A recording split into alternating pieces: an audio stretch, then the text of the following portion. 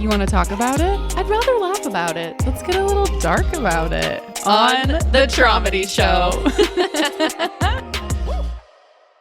Welcome to the Traumedy Show. I am your co-host, Rachel Wilford. And I am your other co-host, Megan Wilford. And we are really excited to be recording, / re-recording our first episode because, funny story, a few days ago, we tried to film this episode and we actually did for 2 hours. For a long time. And then at the very end of it, you want to... Oh, yeah. So Rachel just pours her guts out. We've been recording for hours. We do the intro. You're crying. I'm crying. It was very authentic. It was very real. and then we look at the video footage and you and I have this just like humbling moment we now call double chin gate because we put when we were recording it, we put the cameras in the worst possible angle. Yeah. Like straight directly from the side, kind of lower. Yeah. And it was like the best angle you could ever get if you want the worst angle of your double chin. Yeah, 100%. No, it could win awards for the worst angle of all time. We immediately started looking up chin liposuction. No, we're like actually not kidding. You should see Megan's history, her Google history. Yeah. So, needless to say, like we can't launch the podcast. No, we wanted to launch with our best chin forward. So we couldn't launch with that. So we are officially here redoing this. We are relaunching. And that's just how dedicated we are to our own vanity, not to our fans, to ourselves. Listen, we're doing this for ourselves. And I think it's very fitting to actually just start the show off with some double chin trauma and some double chin comedy. Exactly. Because that's just the whole vibe of the pod in general. Not double chins, but we all have them. And the stigma. There's sometimes the angles are worse than others. Yeah, it's a fact of life. But that doesn't mean that I need to post a 2-hour video of my double chin. No. No. This interview in and of itself, though, I feel like could win awards. Like Oprah might want to interview us about this segment right here. Absolutely. Should we have a segment? A double chin segment? What do we talk? I don't know. Just we end the stigma. We talk about cool sculpting. We talk about chin lipo. We whip out our double chins. We want to talk about weird stuff that happens to our bodies in general as women and like, I don't know, whatever ailment we're having at the time. So it wasn't necessarily what we wanted to lead with, but we are that chaotic, so it makes sense that it's ending up that this is what we're leading with. Wow.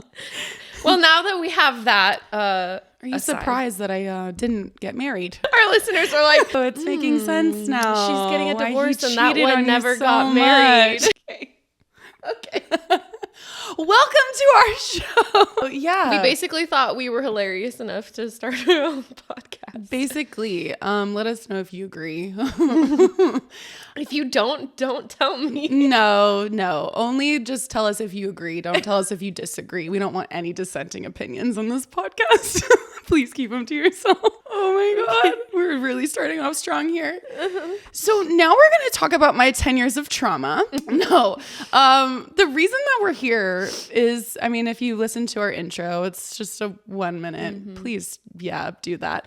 But listen to that first. Basically, Megan and I blew up our lives at the exact same time. Not intentionally, completely unintentionally. But we're going to talk today about why I blew up mine and kind of deep dive into my 10-year relationship, kind of go into more of like the history and the backstory of it, and then get into the nitty-gritty, some of the really juicy details that some of the stuff you've been hinting at on your Instagram story. Yeah, just a little fun hints here and there. I think it's good for you to share though why it's important for you to talk about this story publicly. Yes, thank you. There are a few reasons why I feel that it is important for me to talk about this. One is for myself. I didn't talk about any of this stuff for 10 years. I kept it all inside out of shame and protection for him.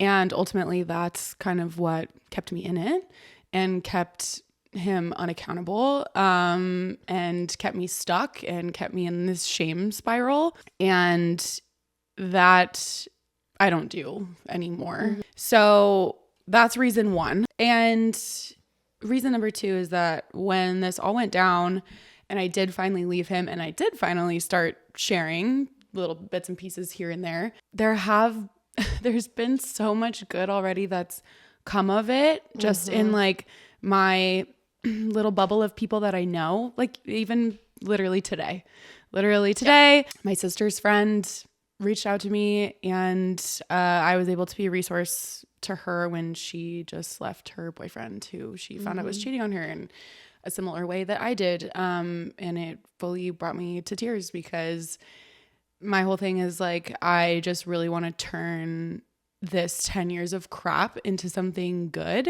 And if I can help other people get out of their situations, or not get into situations like that, or just to feel empowered to stand up for themselves and leave, or not be trust afraid their to gut. start over. Don't be afraid to start over. Like if I can do that, even just with one person from this podcast, like it'll all be worth it. And yeah, so that's a big reason. I mean, gosh, there's so many reasons, but the very last thing that I ever said to him was that I promised that I would tell this story. You keep your promises. I keep my promises. Yeah. Unlike some people. The day that I left him, I immediately had this feeling of, I'm going to do something with this. I don't know what yet. I don't know how. I don't know when, but I'm going to do something. And a couple months later, in the very last email that I said, this is the last thing I'm ever going to write to you or for you, but this is not the last thing I'm ever going to write about you. And I'm going to tell my story and what you did to me. And I made him that promise. And I promised him that I was going to turn the rotten lemons that he force-fed me into lemonade money. And I keep my promises, unlike him, like you said. And just like, I just want to make it so clear, I am not the victim. I am a victim in terms of the things that he did to me and that I suffered from and suffer from. I am a victim in that sense, but I am not the victim anymore. I'm not stuck in that mentality. I am the victor. And you know what they say? To the victor go the spoils. And I'm about to spoil you all with this really juicy story. Ooh. So without further ado.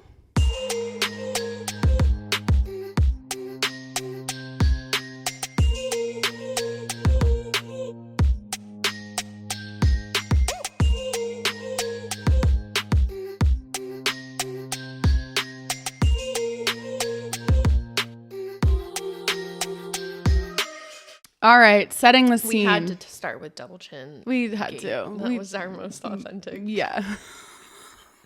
That was actually really funny. Yeah. We were riffing. That was good. That was stand-up comedy right there. We're hilarious. No, it's double chin lore. The lore. Okay. All right, setting the scene. Christmas Day, 2012.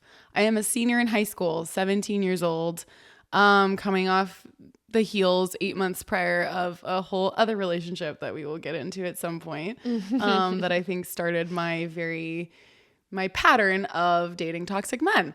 Wonderful taste. Yeah, I really, really know how to pick them. You really do. I'm so good at it. I get a friend request on Facebook from my ex on Christmas Day, who I'm going to be referring to as the wolf, because he really is a wolf in sheep's clothing. He positions himself kind of as this saint in the community. And something that I wrote when after a few weeks after I left him, is that, of all these things that I learned, I said that he's a wolf in sheep's clothing, or I learned that wolves wear sheep's clothing and they hide in plain sight in your bed and not under it. And it's also fitting because one year for Halloween, he dressed as the big bad wolf and I dressed as Little Red Riding Hood. So we are calling him the wolf. So he friends me on Facebook on Christmas Day, 2012.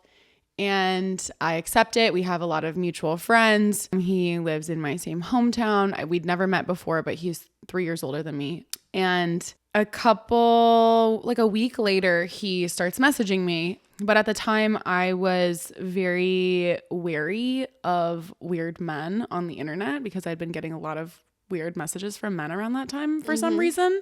I don't know what was in the 2012 air. was like a weird Facebook time. Yeah, too. it really was. Yeah. Especially for me. I got this message from some older guy. And he started, chatting me up. And then I found out that he was like dating somebody that I knew. So that was shady. And then there was another guy that was older. He was like 24. He friended me. I had no idea who he was. I accepted, but he kept wanting to take me on a hike in the woods. And I was like, I ain't trying to get murdered today. No. So that was that one. And then there was this other guy that went to like a neighboring high school. And he would always message me about masks. He would ask me if I liked wearing gas masks or did I have any masks? Do I have experience wearing masks? Do I like wearing masks? Like, what in the hell? What in the hell? Do you know where this person is now? No idea. And I don't remember his name either. Like, I really want to go look if they have like a mask account. Dude, I think a number of years ago, I was telling this story to somebody. I don't know who it was. And I went to go find those messages. Yeah. And they're not in there anymore because he deleted his Facebook account. Oh, wow. And I have no idea what his name was. I mean, this was 11 years ago, so I don't even remember what his name was. I never met the person in person. Yeah, I just really attract some interesting really characters. high quality people. Yeah, so they're all making the wolf look so cool and normal. Yeah, super cool and normal. So this guy friends me and I'm like, oh, we have like 60 mutual friends or something. He messages me pretty quickly about a week later. And right off the bat kind of is like, text me, here's my number. And I said, oh, I wish I could, but I'm Amish, as a way to kind of see what he would say. And that's just me. Yeah. I'm just weird like that. You just always keep people on their toes. I just like to keep it spicy with Amish lore to this day. No, but he responded something about like wearing bonnets or long skirts or something. And so I, took that as a good sign that he could banter and had the mental stimulation kind of aspect that is like crack to me. So I went for it and we started talking. And I remember that night I called my best friend from high school and we were talking and I told her that like he scared me, but I took that as like a good thing. At the time, like nervous kind of butterflies, which I think a lot of people do. We confuse that kind of chemistry or like we confuse like your body telling you, hey, run, this person's like bad news for chemistry. This is exciting. Yeah. Like, oh, this is the butterflies. This is what it's supposed to feel like. This is the beginning of love. Your body is like, no. Yeah. No, your nervous system is like alarm bells. Yeah. No. Yeah. It's not what you're supposed to do. So we started talking and we talked for a couple weeks and he was going to school. He's going to college in Utah at the time because he was 3 years older than me.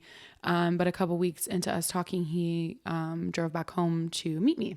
And we had our first date, and our first date was even really weird. Like he lied to my parents about how he even met me. He came in to meet them begrudgingly. So like, first of all, he didn't even like want to do it himself. I had to ask him to. Red flag. And then he was like, yeah, we met at a party over Thanksgiving. And my parents kind of laughed awkwardly because like they had already known from me that we knew each other from Facebook. Case. Yeah. And so I was like, no, we didn't. And he kind of just like very stoically kept going with that narrative. And it was really awkward. And then I got in the car and I kept kind of trying to prod it out of him. Like, we didn't meet at a party over Thanksgiving, right? And he kind of kept going with the story to the point where I was getting kind of scared because I was like, does this person even know who I am? Oh my gosh. Like, what is happening? I was getting He was like, committed to the lie, little tiny lie. Oh, he was committed to the lie from the very beginning. That's a really good way to put it. Such a pattern. Yes. Spoiler alert. Spoiler alert. This is the pattern. Yeah. So he scares you. He scares me. I almost jumped. I had this feeling like I wanted to jump out of the car. Oh, your body was like. I told him so too. Like not feeling it. No. Yeah. Listen your gut to yourself. was right from the very beginning. From the start. I didn't. Yeah, when you're that young, like you don't even know, I guess, what that feels like, what that looks like. Yeah, so I unfortunately did not jump out of the car. Did not jump out of the car. No, I did not, unfortunately. We had our first date. It was good. Afterwards, I remember thinking like that he was way more into me than I was into him, but I was going to be going to college in the fall. And so this would be like a fun thing for now kind of a thing. And he told me he loved me very quickly. And I became his girlfriend, basically, kind of in a half-ass way, after a week or so of him being home. So now we were in a relationship, and he was very like argumentative from the beginning. There was conflict because he wanted me to come visit him in Utah, and he didn't understand why I couldn't do that.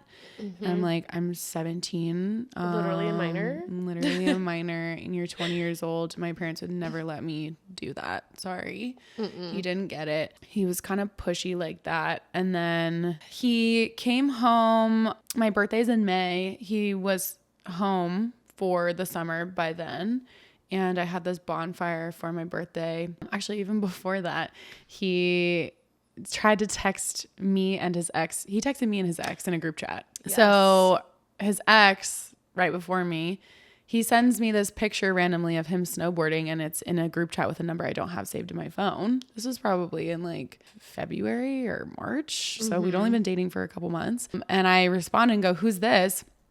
And the number goes, what her name is, Natasha. And she's like, "Natasha, who's this?" And I'm like, "Are you kidding me?" And so this is like his first technological like mess up. Are these like the there first will be signs multiple too of him like having infidelities? Yes, like, yes. He just put you in a group chat with his ex. Yeah. Like, clearly he's also texting her. Like dumb. Yeah. Dumb. And his response was like, "Oh, she had texted me asking, you know, how I'm doing, and was trying to catch up. And so I was busy and just sent this. I didn't know how group chats work." A picture of how cool. So bad. I believed it and just allowed it and whatever at the time. And then he comes home for the summer. My birthday's in May. We do this bonfire for my birthday with all my friends. He drops me and my friends off at my house, my parents' house. And the next morning's my actual birthday, and it happens to be Mother's Day too. And I'm celebrating, and all of a sudden I get a text from Natasha, since she now has my number, since he put me in that group chat. And she proceeds to tell me that the night before, after he dropped me off, apparently he drove down to San Diego to pick her up from the airport and drop her off at her hotel, and they made out. So he totally cheated on me on my birthday. Your 18th birthday. My 18th birthday. My 18th birthday. Yes. Yeah. Totally ruined it. It was devastating. He came to pick me up in his car. I'm just beside myself. It was very dramatic. We drove around talking about it. I think she had said too that he'd been like sending her pictures and stuff at the time. We go to the park where we were supposed to get married the second time around, actually, ironically. And he goes in the bathroom. He says he needs to go to the bathroom. And then all of a sudden when he comes out, he's like allowing me to finally look at his phone when he was refusing the first time. So he clearly went in there and was like deleting things. I break up with him, and we're broken up for about a week. And in a moment of weakness, I take him back, essentially. And if I just hadn't done that, how different my life would be. But that's okay. Yeah. So we continue dating through the summer, and then I go off to college. I go to Flagstaff, Northern Arizona for my freshman year of college. I was really looking forward to going and kind of getting a fresh start, making new friends. I was not planning on having a boyfriend, but it just happened that way. And he went back to Utah for school. And pretty early on into that year, something happened, and he and I trauma bonded over it. And I'm not going to go into it in this first episode right off the bat, maybe later. But yeah, just only basically so much trauma for so much trauma, so little time. There's just too much to unpack. So yeah, I mean, the important thing to know is that this like deeply impacted me. I was at a really crucial time. Yeah. You're 18, you're away 18. from your family for the very first time ever. He's your boyfriend of not that long. Also, he cheated on you recently, so you have this like intense connection. Weird dynamic already. Yeah. Makes sense. I was really depressed my whole freshman year of college. I didn't really open up to anybody about what had happened. And eventually I made the decision that I was going to move home and transfer and go to junior college. And when I decided that he decided he was going to move home too. So we both moved home together. And then, so I was home for the summer, figuring out going to junior college. I got a job at Starbucks. I got an internship, writing for this place, and I was going to school. And it didn't take long for things to start getting a little bit like suspicious, in terms of his virtual infidelities again. So one day I go on Facebook, and it was back when Facebook would show you kind of like random user behavior on your timeline. So like he liked this profile picture of somebody that I was really close friends with in middle school and some of high school. And I knew that they didn't know each other. And it showed that they like had just become Facebook friends too. And then I went and saw that he had like friended her on Instagram as well. And I was like, this is strange behavior. I confronted him about it. He had whatever story that he had. And then pretty shortly after that, her boyfriend then friended me on Instagram. I told him about it, and I was like, this is weird. And he logged into my Instagram and deleted it and was like, we don't need to deal with that and whatever. And yeah. And then I ran into her on campus. She went to the community college that I started going to, and she was super weird when I ran into her. Did you give your password to the wolf and I think, yeah, he had my password. I must have had his too. We must have had each other's passwords. Yeah. Still super controlling and fishy behavior. Yes. I'm like, why did you just do that immediately after I told you that? Oh, that's weird. So around that time, I don't remember if there's something else that triggered me to do this or if it was just my gut from all these things adding up. But he was working at a restaurant at the time. I went to his house while he was at work late one night, told his mom that I forgot something in his room, went upstairs, went on his computer and logged into his Facebook, and he had been DMing this girl that I was friends with. I wasn't really close friends with her at the time, but we had been in the past. And I called him out on it. were the DMs it was flirty? devastating. Yeah, it was flirty. It wasn't anything like super salacious per se. It was, she said something about like cuddling her dog, and he was like, oh, your dog's so lucky or whatever. Like, he just shouldn't have obviously been doing that. He also was just lying about it. Yeah, he was totally lying about it. He was talking to another girl. He was, and lying about it. And he was searching her out online and friending her and all these things. So I confront him, and he comes home from work. I'm devastated. I call his mom upstairs and show her. And we talk about it in the car, and in his car. And he's crying, and he swears to me up and down that, it's nothing other than that. And I remember I drove around that night by myself in my car till super late, just like crying and feeling so trapped, and like I couldn't leave him, like knowing that I should, but that and that I wanted to tell somebody, but I couldn't. Because if you told someone, they would probably tell you to leave him. Yeah. And I didn't feel like I could do that at that time because of the way that we trauma bonded. I felt damaged, and I felt like this was my person and the only person that understood. And were you pretty certain at that point too? Like, I'm going to marry this person? Oh yeah. Like, he definitely You're like, was, what, 20 at this point? 19? I was 19. Yeah. Yeah. Like I was thinking like, yeah, this is it.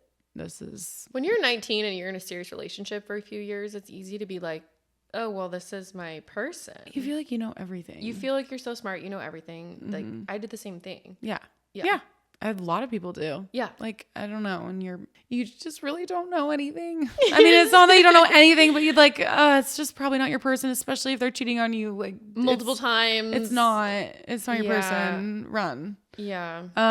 But we have a lot of compassion for 19-year-old Rachel. It's okay. Yeah, I was really depressed. I was devastated. I went to work the next day. I think I opened the coffee bar. I had to be there at like 4:30 or 5 in the morning. And when my his shout out Nate, he showed up at like 7 or 8 to his shift when it was just about to get busy. And I told him I wasn't feeling well, and I clocked out and left, got some NyQuil, and literally just went home and slept all day. And poor Nate held down the fort while it was hell. Yeah. And then I didn't tell anybody ever about that. Literally nobody. Except his mom. And then about 6 months later, again, like, it was tumultuous throughout the whole time because I couldn't trust him. But 6 months later, we ran into them in the parking lot of my work, her and the boyfriend, and me and my ex. And the next day, he's texting while we're at lunch and being kind of weird. And then all of a sudden I get a text from her and she's like, hey, he's texting me. He has sent me a picture before. He is asking me to go to the beach and hang out and blah, blah, blah. And I'm like, okay, it wasn't just what I saw on Facebook. Yeah. You're a liar. Yeah. And again, the same girl. Same girl. 6 months ago, you find out that he's texting her still. Yeah. She basically brings up to me like, this is what happened. It's still a recurring issue after we ran into you guys last night, kind of a thing. She felt compelled to tell me, I guess. Yeah. And again, I just went into this shame spiral. I went into this, I can't leave him. Yeah. And I ended up I kind of just blamed myself. I was like, I've just been so depressed and busy with my own stuff that I haven't been like paying enough attention to him. And this is my fault. Ultimately is kind of where I landed. Yeah. No, that's so common. I feel like when people are in that position, though, that they blame themselves for other people's shitty behavior. Yeah. Yeah. It's like if I'm better, then he'll stop doing that. And like, yeah, he hasn't fully cheated on me yet. So blah, blah, blah, blah, blah. And you just like kind of make excuses in your head. I think I justified it like that too. Yeah, like, okay, he didn't physically do anything with her. It was all just virtual. But he had already like physically cheated on me with his ex too. Yeah. There's been plenty of signs pointing that this is a pattern at this point. Duh. No duh. Yeah. And I was so terrified that word was going to get out to, people that she knew who also knew me or my parents or my friends or whatever. And people were going to find out and they were going to come to me with this information that I already knew and they were going to judge me and tell me to leave him and whatever. Like I just lived in constant fear of kind of like being found out, but that was the messed up part is like, it wasn't even my secret to keep. Yeah. It's not my secret to keep. It's not my shame. You're like bearing the shame for his shitty actions. Yeah. Yeah. And I shouldn't have. And I shouldn't have, but I did because I'm loyal. So I then moved down to San Diego. Eventually, that was another problem too, is like I was really isolated from girlfriends at that point. Like I didn't have a lot of close girlfriends that lived in town that I was hanging out with necessarily. It pretty much was just him and I spending all our time together. And that was bad. Because then it also makes you feel like, oh, I can't leave this person because what would my life be without this person? Yeah. And there was this level of, I just moved home for him too. Like I just moved home. I left college. I moved home. He's here. I can't break up with him. Like we're, starting this life kind of a thing. And again, dumb and nothing compared to what I had to extract myself from, 8 years later or whatever it was at the time. Yeah. So I go eventually, like a year and a half later, I moved down to San Diego. I transferred to San Diego State. We're still together. We're doing long distance. And during my last year of college on New Year's Day, he proposes to me the first time. And it's in Peru at Machu Picchu on my family vacation. He came from during all that time, there was no indication of infidelity that I know of or that I saw.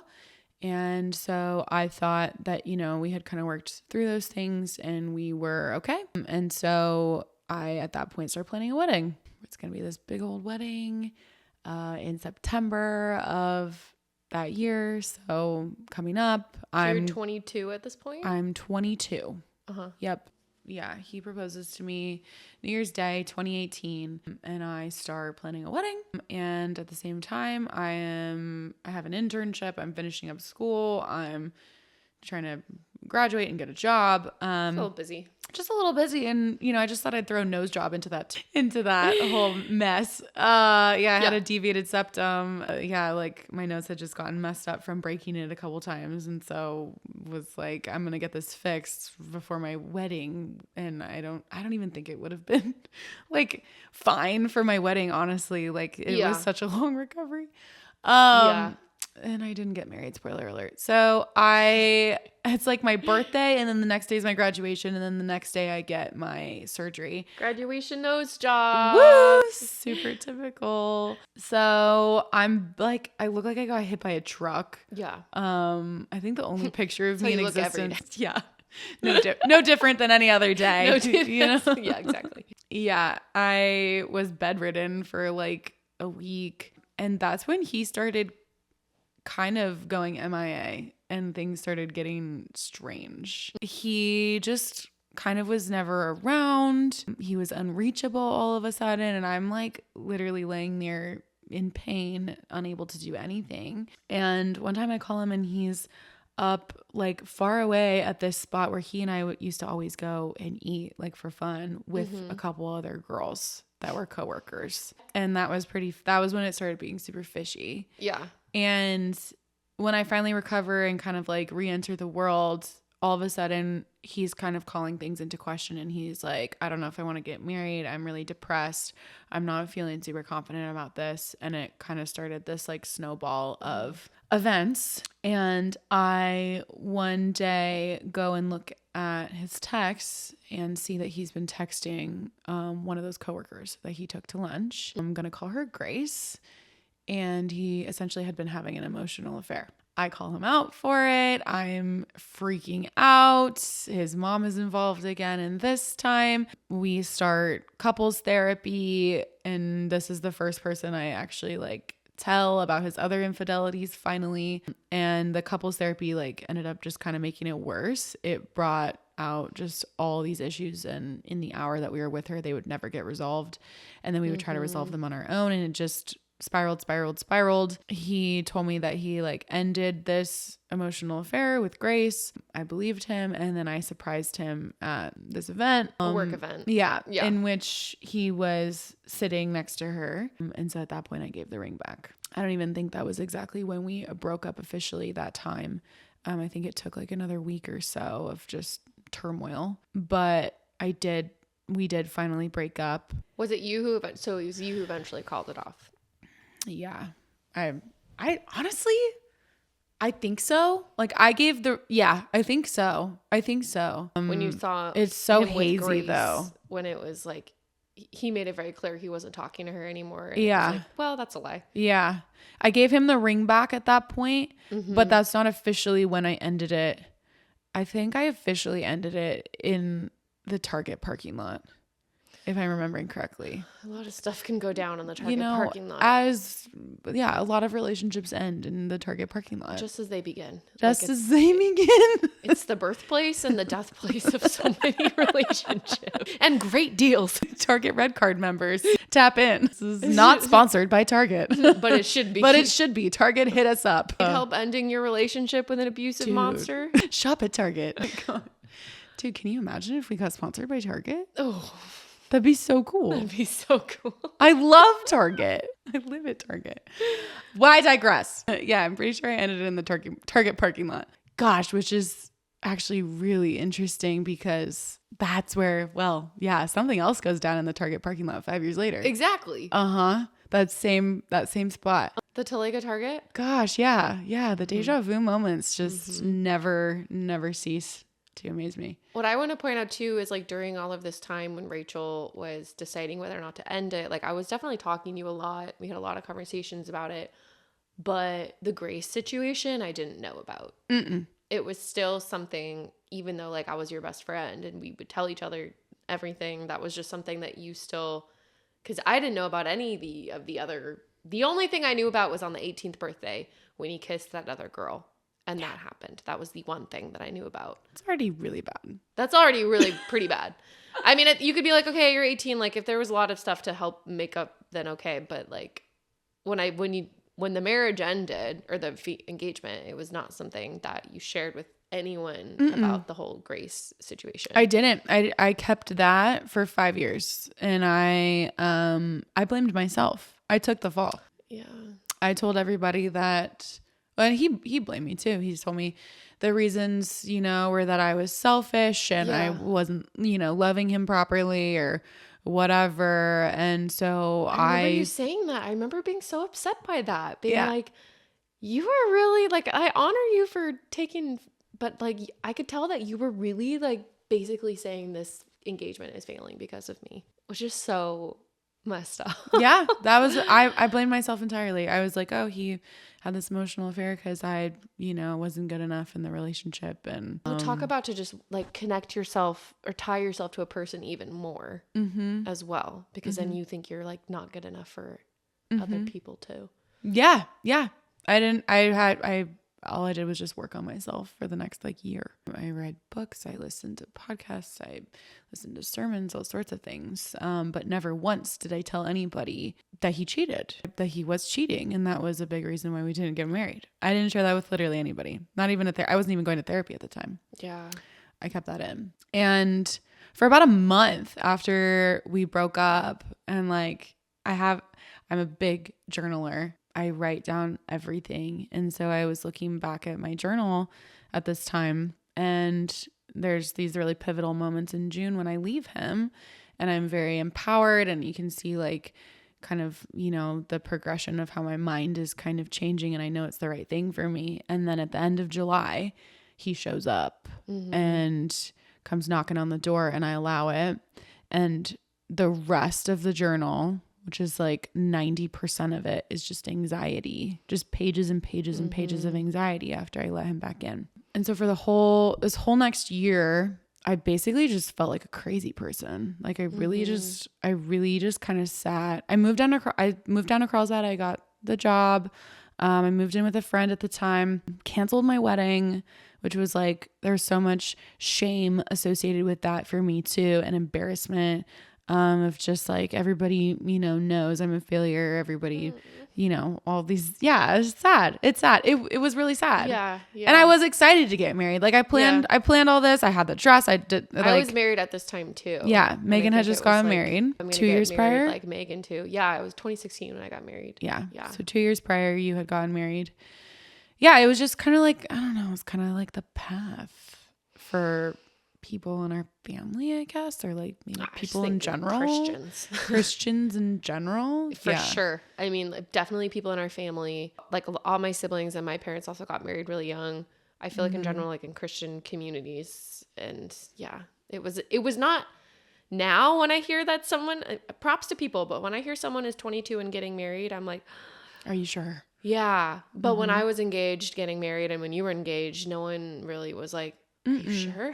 It was like, that's a normal time to get married. No, I think people are definitely getting married a lot later now. Yeah. Even just like than 10 years ago. Well, we started the trend. They saw our failed.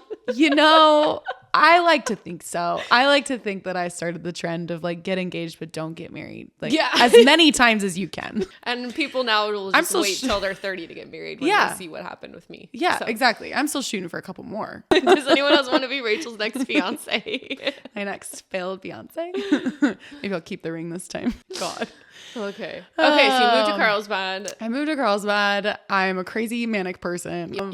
Yeah, I like very much isolated myself because I was holding on to all these secrets now. And this was a big one, my failed wedding. He and I were not officially together. He was not officially my boyfriend, but we were very much acting as such in a lot of ways. He was very like emotionally unavailable to me in a lot of ways and wasn't putting in a lot of effort. But we were still seeing each other regularly, going to dinner, like doing stuff. But he made it clear like he needed time. It's just a situationship, and he gets the perks of having a girlfriend and having access to the emotional connection and sleeping with you and whatnot, but then also doesn't have to remain faithful and can just go around and date whoever he wants. Yeah. It was probably a prime setup for him. It was a prime setup for him, except he was telling me he wasn't dating anybody else. Of course. That's the kicker of like, we kind of established that we weren't going to be doing that. There was like some times where we were on dating apps and we both knew that the other was doing that,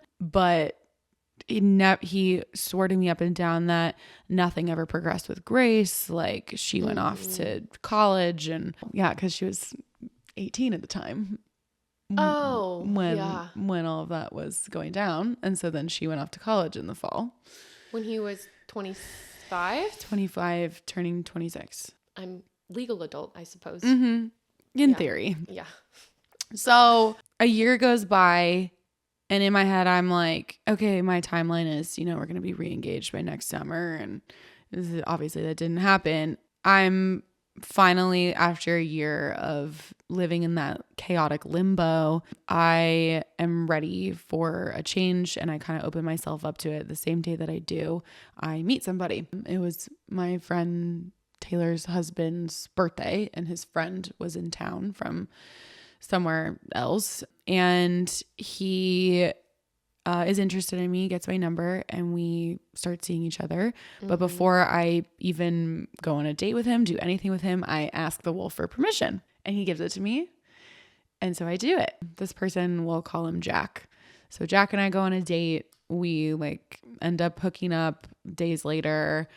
He comes back down for a concert with his brothers, a few weeks later, and then invites me to go up and visit him for the weekend. So I do.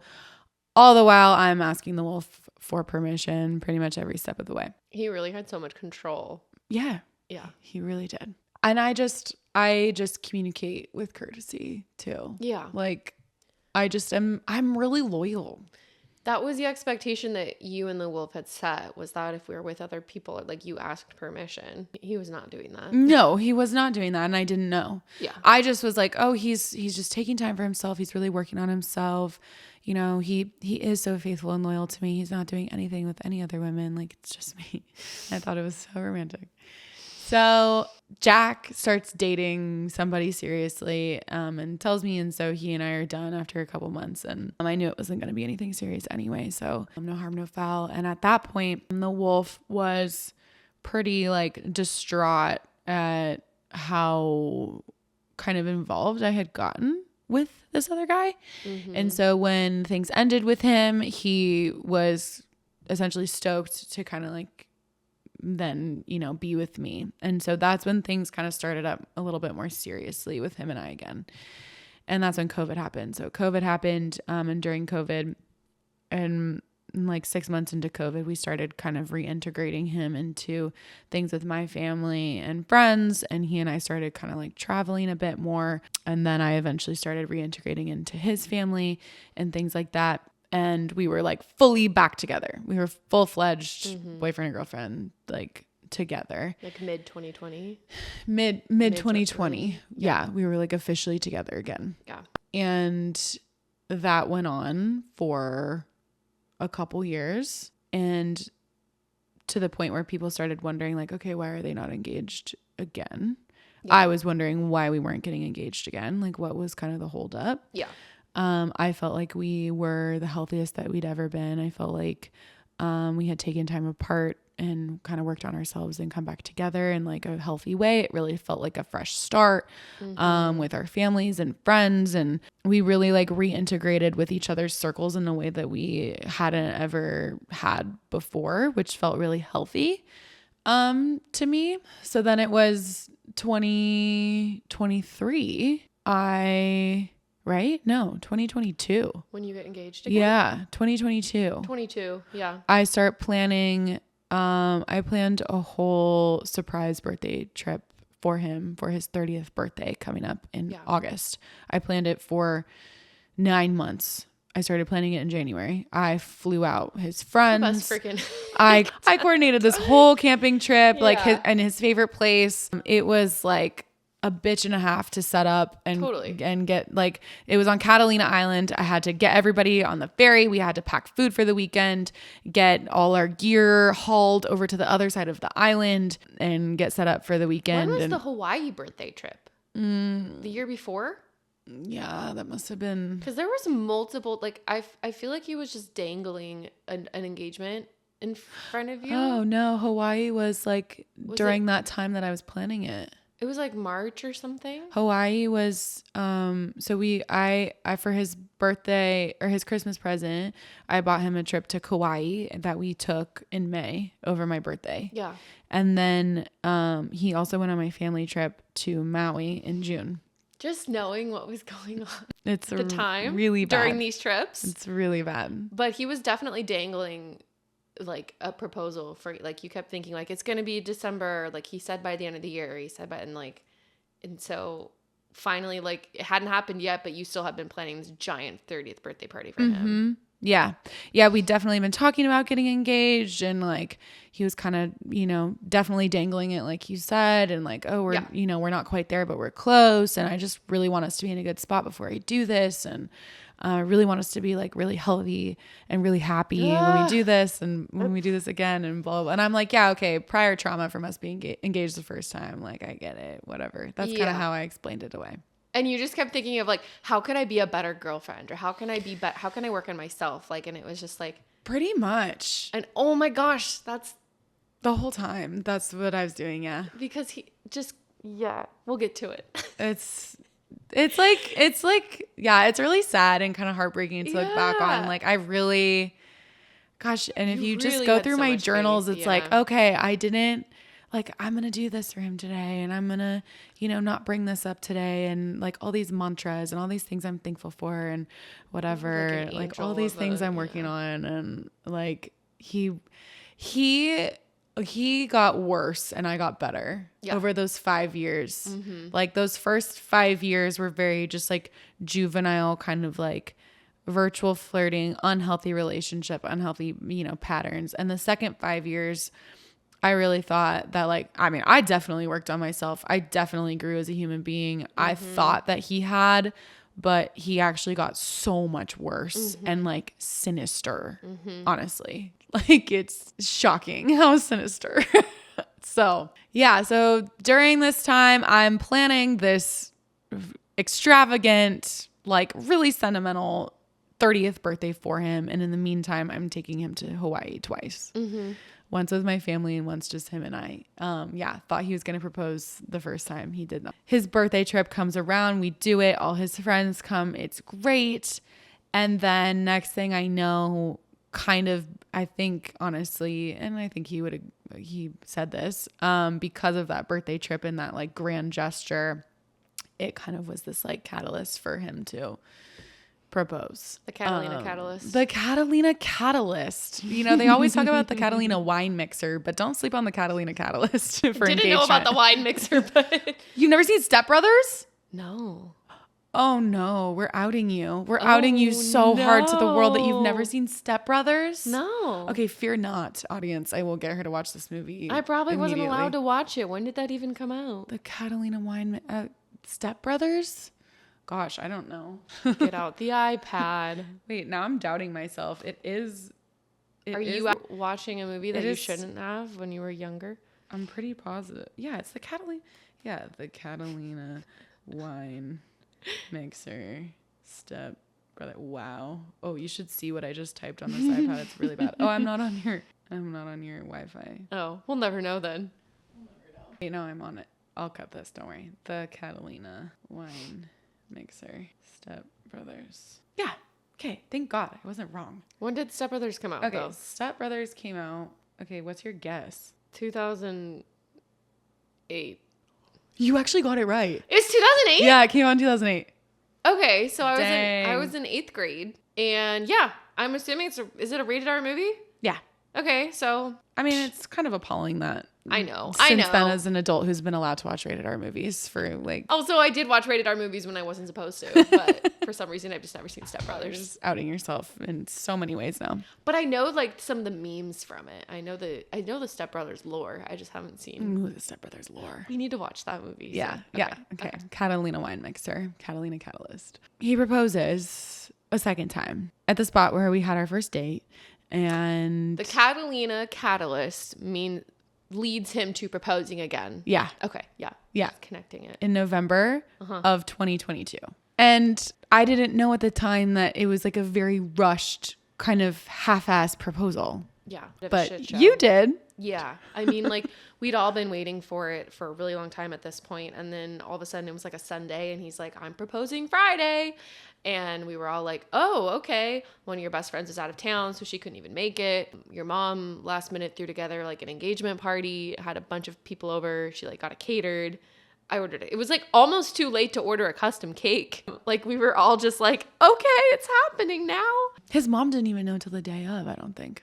Oh my gosh. Like she showed up and like was all excited, and then we were talking off to the side and she's like, I literally didn't know this was happening until hours before. And then the actual setup of the blanket and the wine or whatever, the whole little romantic setup, like your friend did, and he didn't even know do it. She was gonna go to those lengths. But we all just were so happy for you, and we wanted this to happen so badly because we knew how much you wanted it, that I remember being genuinely happy for you. Like at that point I was not like, I don't know, like I was like, okay, finally. Oh my gosh. I mean, to me, it felt like this big redemptive thing. Like, look how, okay, we did the work. We took time apart. We got ourselves to a healthy spot. Like, look how far we've come. We've just really grown up together. And you did it for the story. I did it for the plot. Wow. Yeah. You always love to do things for the plot, and you had the plot. I love a redemptive arc. Yeah. Yeah. But he didn't deserve the redemption. No, he never actually redeemed himself. He descended further into like horridness. Okay, that was actually a good pun because he's a whore. Spoiler alert. Yeah. Okay. Rush proposal. Yeah, there's this like whole engagement party. I'm crying. It's a fun night. Like whatever. And then like very quickly. This is when our stories kind of start to merge. This is when, because my life started to fall apart a little bit around the time of your engagement. That's what's so crazy is like the Catalina catalyst. No, like talk about a catalyst. It was the beginning of the end. And the engagement for both of us was, around that time was when my marriage started to fall apart. Same week. Mm-hmm. Yeah. So talk about a catalyst. Yeah. And we'll get to that. We're going to take turns. Mm-hmm. So pretty quickly start planning a second wedding. Yeah. Obviously. Yeah. And this time it's going to be a little more low key. We're going to do it at a park. We're going to have the reception in my parents' backyard. Mm-hmm. We're not too worried about the glitz and the glam this time. And I'm like, I'm 27 and you're 30 and, we're older, we're wiser. We should be getting married now. There hasn't been any sort of hints of any infidelity or anything for years. For all intents and purposes, I thought that everything was good and fine and dandy. Planning this wedding in January, we start looking at houses. I really had this goal that I wanted to buy a house sometime when I was 27, and I did hit that goal. My parents are in real estate and loans, and I'm super fortunate for that. They're like seriously the reason that we got this house. My mom was a rock star, I'm a negotiator, and this house that we got really like close to both of our parents just felt like this really divine thing. We got this awesome 2-bedroom, 2.5 bath house with a loft and moved in, and it had a yard for my dog, and it just seemed like everything was falling into place and just felt, very redemptive. And so I pack up my stuff and I move out of my apartment in Carlsbad that I'd been in for 4 years. Mm-hmm. And on March 1st, 2023, we move into our house together and start our kind of like engaged lives. We were going to get married in July, at the end of July 28th. So we kind of had time to move in and settle and everything and continue planning our wedding. And little did I know that moving into that house was 100% the beginning of the end. And we are filming, like we're recording this podcast literally like exactly a year later. Yeah. And by the time that we launch it in mid-April, it'll be exactly 1 year since I actually discovered and started discovering the egregious amount of infidelity that had been going on for years, like a disgusting amount of infidelity. By the time that we launch this podcast, it'll have been exactly 1 year since that day. Thank you so much for listening to part 1 of my story. And please don't go anywhere because part 2, I promise you, is much, much juicier. We're going to go into great detail about all the infidelity I uncovered last year and exactly how it all went down, including cheating on my bachelorette. Mm-hmm. And don't forget to rate, review, and subscribe to everywhere you listen to podcasts, and follow us on Instagram and TikTok at the.traumedy.show. Bye.